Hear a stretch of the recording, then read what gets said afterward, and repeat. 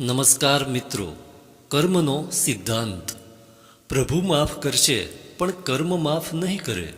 પ્રીતિ અને તેનો ભાઈ કૃણાલે મારા હાથમાં કંકોત્રી મૂકતા કહ્યું, અમારી એક વિનંતી સમજો કે અમારી એક ઈચ્છા તમારે પૂરી કરવાની છે. બોલ બેટા, મેં કીધું. કૃણાલ બોલ્યો, મારી બેન પ્રીતિને કન્યાદાન તમારે આપવાનું છે.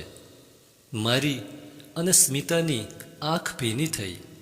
મેં કીધું, બેટા, આમેય મારે દીકરી છે નહીં. ઈશ્વરે આવું ઉત્તમ કાર્ય કરવા મને નિમિત્ત બનાવ્યો તેનો મને આનંદ છે. અને ચિંતા ન કરો.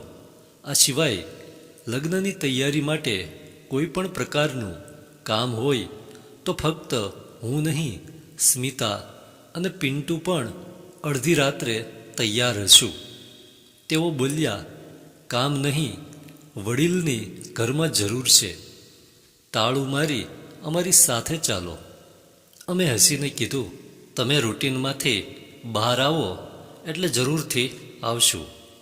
બંને ભાઈ બહેન અમને પગે લાગ્યા અને જતાં જતાં બોલ્યા, કોઈ ગત જન્મના આપણા ઋણાનુબંધ તો હોવા જોઈએ.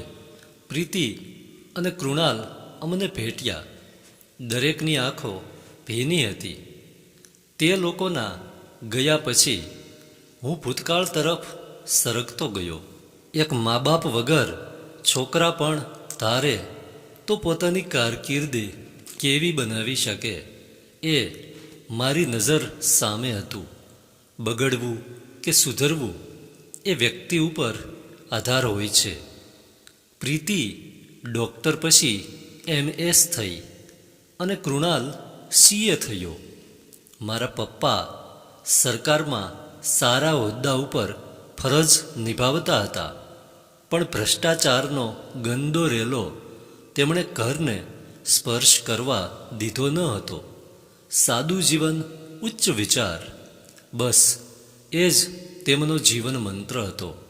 અને વારસામાં પણ અમને ફક્ત એટલું જ આપતા ગયા હતા.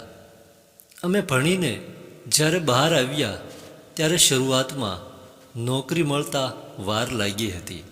એટલે આ દરમિયાન અમે પપ્પાને કહેતા, ઈમાનદારીનું પૂંછડું પકડ્યું એટલે તમારા છોકરાઓને નોકરી ગોતવાનો વારો આવ્યો. બાકી આજે અમે બિઝનેસ કરતા હોત. પપ્પાએ પણ એ સમયે અકળાયા વગર અમને કીધું હતું. એટલે તમારું કહેવું એવું છે, પરિવારના મોજ શોખ પૂરા કરવા માટે હું વાલીઓ લૂંટારો બની જાઉં?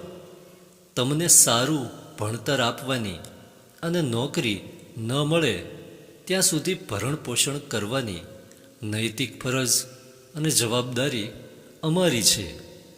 બાકી તમારો સમય આવે ત્યારે તમે વાલિયા લૂંટારા બનજો. પણ એક વાત યાદ રાખજો, કરેલા ખરાબ કર્મના પોટલાનું વજન ઉતારતા ભવોના ભવ નીકળી જાય છે. પછી ભગવાનને રડતી આંખે સવાલ ન પૂછતા, હું મારા કયા કર્મની સજા ભોગવું છું? ખરાબ કર્મો જેને હસી હસીને કર્યા છે તેને તેના પરિણામ રોતા રોતા ભોગવવા પડે છે. આ કર્મનો સિદ્ધાંત છે. કોણ જાણે, પપ્પાના આ શબ્દો મારા અંતરાત્માને સ્પર્શી ગયા. આજે સરકારી સ્પર્ધાત્મક UPSCની પરીક્ષાઓ આપી હું ક્લાસ 1 ઓફિસર બની ગયો છું. પણ મારી શરૂઆત મેં તલાટીથી કરી હતી. આ દરમિયાન એક ખેડૂત કાકા મારી પાસે આવ્યા. મેં તેમને બેસાડ્યા. તેમણે પોતાનું કામ ઝડપથી કરવા બદલ આભાર માન્યો. પછી ધીરેથી તેની એક મેલી થેલીમાં હાથ નાખ્યો અને મારા ટેબલ ઉપર 10,000 રૂપિયા મૂક્યા. મેં કીધું, કાકાને, આવો વહીવટ મારા ટેબલ ઉપર થતો નથી. આપ મહેરબાની કરી આ રૂપિયા તમારી થેલીમાં પાછા મૂકી દો. અરે સાહેબ, આ તો વ્યવહાર છે. મેં કીધું, કાકા, તમે જેને વ્યવહાર કહો છો તેને હું ભ્રષ્ટાચાર કહું છું. મેં મારું કર્મ કર્યું તેનું વળતર મને સરકાર ચૂકવે છે. તમારે ચૂકવવાની કોઈ જરૂર નથી. ખેડૂત કાકા બોલ્યા, બેટા, ખુશ થઈને આપું છું. અરે કાકા, તમે ખુશ થયા એટલે ઈશ્વર ખુશ થયા. મને ઈશ્વર તરફથી રિસિપ્ટ મળી ગઈ સમજો. એક કામ કરો કાકા, કાલે રવિવાર છે. હું અને મારી પત્ની તમારે ઘરે જમવા આવશું. બસ મેં તમારું માન રાખી લીધું. કાકાની આંખ ભીની થઈ ગઈ. તે બોલ્યા, સાહેબ, લક્ષ્મી ચાંદલો કરવા આવે ત્યારે લક્ષ્મીને પાછા વાળનાર એક તમે જ મર્દ નીકળ્યા. બાકી અહીં તો માનવતા નેવે મૂકી છે.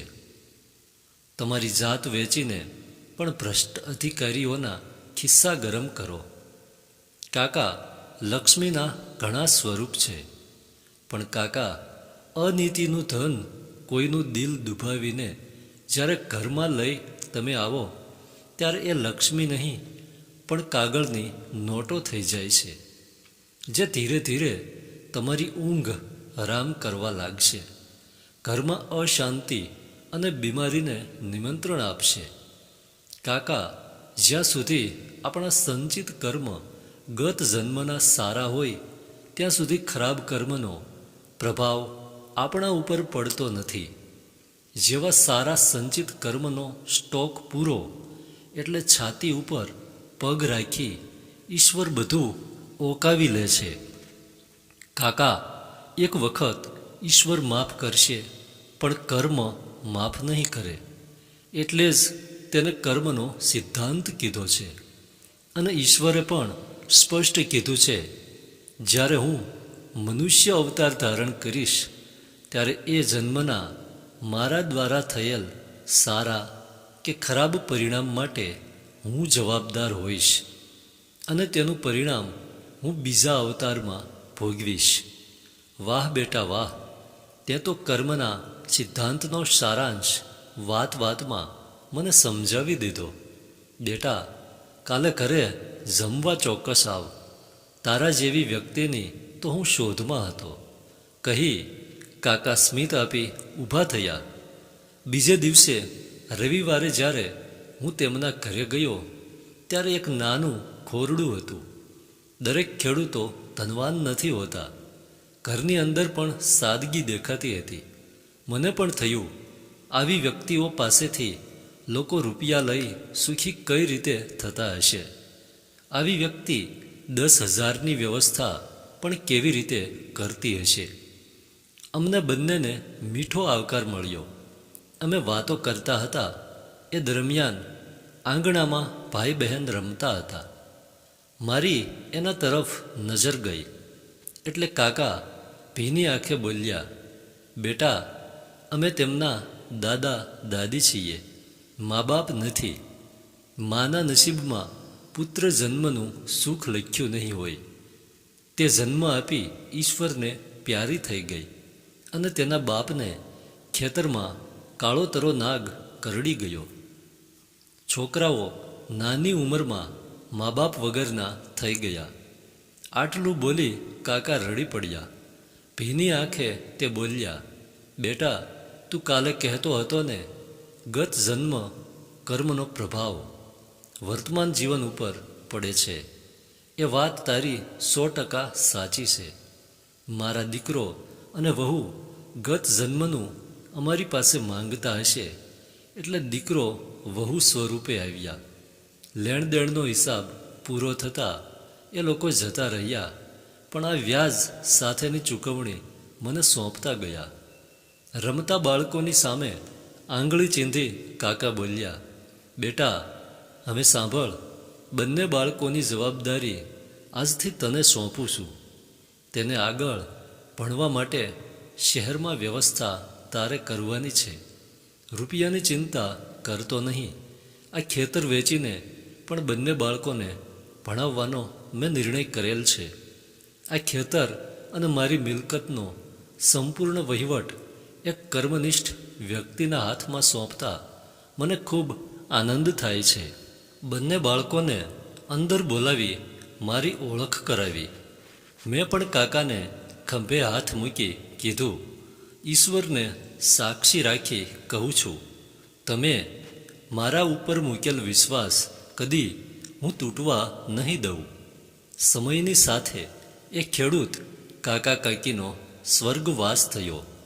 બંને બાળકોએ પણ મારામાં વિશ્વાસ મા બાપની જેમ જ મૂક્યો હતો.